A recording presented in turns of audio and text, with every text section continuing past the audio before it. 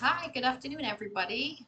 Just wanted to hop on today um, and just talk a bit more about how we can spot the red flags of a scam. I know in my last video I talked a bit about why scam awareness actually matters. But today I just want to go into how we can actually recognize a scam when we see one. So scammers rely on pressure. Like they really try to pressure us, they try to make us afraid, and they try to confuse us just to try and get us to act quickly without thinking or over processing anything. But the good news is that if we actually know what we're looking for, if we know what those red flags are, we'll be able to spot them instantly and we'll be able to protect ourselves. Okay, so the first thing, um, scammers, they don't want us to stop and think. Oh, stop and think. They'll say things like, this is your final notice, or your account will be shut down if you don't act now, or the police are on their way unless you pay immediately. So, and that can be really scary to some people. So they will really try and pressure people and use a sense of urgency. So if you feel like you're being rushed into making a decision, immediately that's a red flag. Okay, so be very aware of that. Um, so another thing to be really aware of is, and it's a huge red flag, is if someone asks for any kind of sensitive information, whether it's over the phone, whether it's an email or text. So if they ask for your social insurance number or your social security number if you're in the States, if they ask for any bank account details, credit card numbers, passwords, or PINs, let me tell you, there is no legitimate organization that will ever call or email you and out of the blue ask you for any kinds of these details. So if someone does, I can guarantee you it is certainly a scam. So major red flag. So another really big red flag is if they ask for any kind of unusual payment methods. So this is one of the easiest red flags to spot.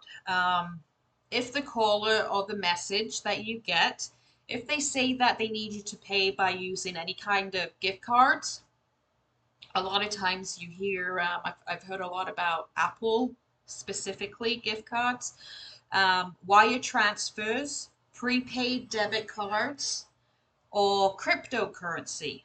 Um, Guaranteed it's a scam right off the bat, period. There's no real company or government agency that will ever demand payment this way, so it's a scam. And so the too good to be true offers. So if something sounds too good to be true, it probably is. So scams aren't always about threats. A lot of times they can come in a form of fake opportunities. It might be a message saying that you won a prize or an inheritance from a relative, um, and a relative that you've never heard of, um, or a guaranteed investment with no risk. And if that sounds too good to be true, then yeah, it probably is. So, the next one I want to move on to here quickly is scammers can make it look like they're calling you from a bank. So, we've got to watch out for caller ID and email tricks. Okay. So, if they're calling from your bank or your utility company or even the government, all right, and they're using make it look like that's where they're calling from. In the scamming world, this is called spoofing. All right. So that's just a word that I learned recently, actually. But just because the name of the number looks familiar doesn't mean it's safe. So I would recommend you always double check by calling the official number listed on the company's website or a utility bill, or if it's like a credit card company, the back of your credit card, always kind of do your due diligence and do a bit of homework first. So anyway, so there's a couple of takeaways that I'd like you guys to have hopefully got from this little video. Um, so I hope you've learned that scams usually reveal themselves through urgency, personal info requests, unusual payments, and unbelievable offers or fake caller ID. Okay, so I'm hoping that you've learned that once you can recognize these red flags, you'll be able to spot them really quick and avoid getting caught. So that's it for this one. But I just want to say in my next video, I want to kind of go over some real world examples of scams.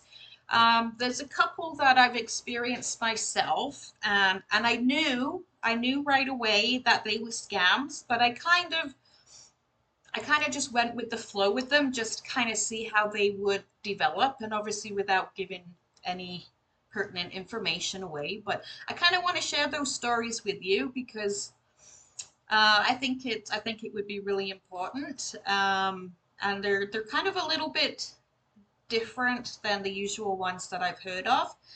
So I'm going to go over a couple of my own examples, and yeah, so I just think, hearing some real life examples, I think it will help us practice identifying the red flags in action. So anyway, I'm really going to encourage you to like, share, and subscribe. And if there's anybody that you think that could benefit from this, I would love it, and I would really appreciate that if you could share. I do have a platform on Skool, Skool. My link is on my page here, and I do have a community, and it is called Together Against Scams. It's a little bit more where we can, if we want to, kind of do a little bit more chatting one-on-one. If we want to do some Zoom calls or anything like that, it'll be a little bit more on a personal level, a bit more of a community. So I kind of encourage you to check that out too. I'm looking forward to this journey and hopefully being able to help someone out. And yeah, so hopefully you guys have a fantastic day. And as for right now, I'm out. Thank you.